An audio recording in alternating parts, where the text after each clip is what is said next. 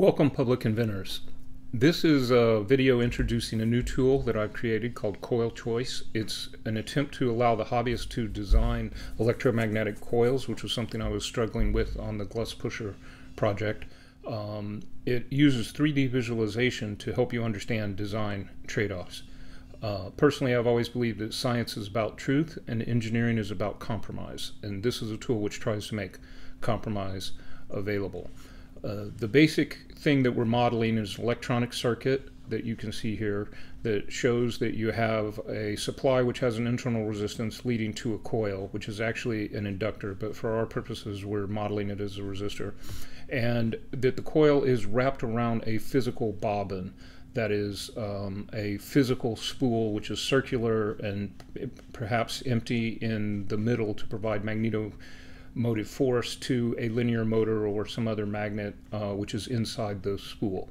The coil width is defined as the width of the copper or magnet wire around the edge of the radius of the spool. There are various parameters here. The main display, which is rendered here as a three-dimensional display, is a display of effective magnetomotive force. So this display is allowing you to find the optimal magnetomotive force, which is right up here, given various choices that you might make in designing an electromagnetic coil. For my purposes, the two most difficult things to decide are what gauge of wire to use. This AWG stands for American Wire Gauge, and the higher the gauge, the thinner the wire, with the greater the resistance. And also how wide the coil should be, which basically relates to how many turns of wire that you're using on the particular coil that you're designing. As you can see, it's not as simple as you always want to use the thickest wire, or you always want to use the thinnest wire, or you always want to use as little wire as possible, or you always want to use as much wire as possible. In fact, there's a compromise which depends on various choices you make.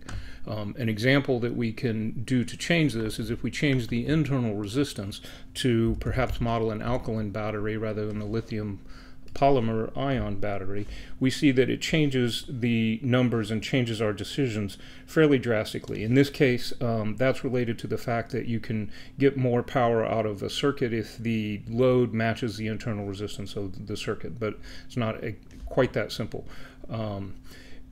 In making a design decision, there are normally two things that you have to take into account, which are represented by these lower visualizations, which are animations here, which we can stop and set these to render a variety of things for us. So here we have a display which is rendering the coil wattage, and the wattage in the coil is very important because it's the wattage that must be dissipated by the coil in order for the coil to not get too hot.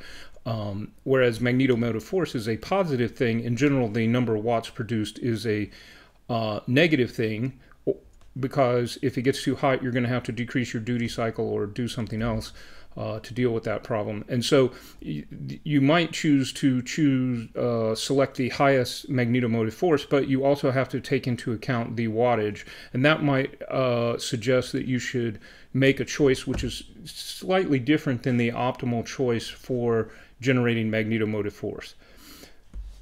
Similarly, in many cases you have an amperage limitation. You can use this slider to select areas of approximately the same amperage and to decide a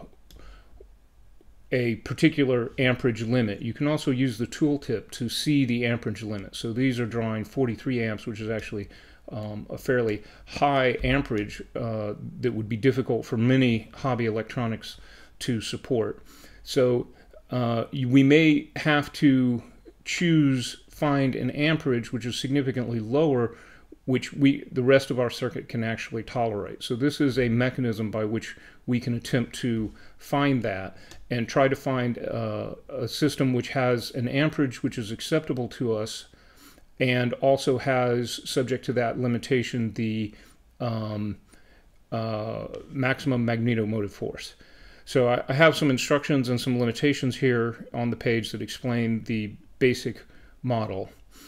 let me go back to the parameters up here and set up some interesting situations. So the maximum amperage right now is set to 300, which would be quite a lot of amps. So let's set this to 6 to perhaps represent better the amperage that we can really tolerate. Now, if we stop this animation, we can see that we can still slide through and observe different points, but we've produced a little bit more resolution. And you'll notice that all of the solutions, even if we maximize it here, at 6 amperage are going to be thinner wire than what we would use if we didn't have such an amperage limitation. So now that we've made our graph a little easier to understand, we can come in here and search for a solution which is relatively reasonable for our electronics. So for example, these are within the 2 amperage limit and are producing an effective magnetomotive force of 405 ampere turns. Now, effective magnetomotive force is different than the absolute magnetomotive force, and I make sure that the tooltip always displays both. The reason that they're different is that effective magnetomotive force, which is something that I just made up, is the force which is inside the bobbin. As the coil gets very wide, so we're using a 12 millimeter internal diameter, and as we get out here towards a 15 millimeter coil width, which would mean that the wire is larger than the diameter of the hole, the ratio of magnetomotive force to effective magnetomotive force goes down. So even if this might be a better solution, much of the magnetomotive force will be wasted in the coil itself and not get inside the bottom.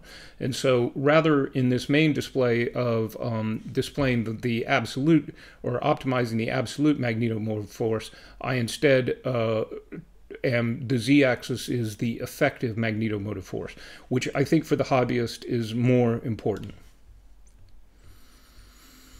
As always, this is a open source project of Public Invention for All Humanity. You guys are welcome to change it, make suggestions, send me email about it. I'd appreciate your feedback. I hope it's useful. I understand, of course, this is a fairly niche topic, the design of handmade coils, but nonetheless, this tool has explained to me a number of things which I was misinterpreting and not understanding correctly when I was first working on it. Thank you.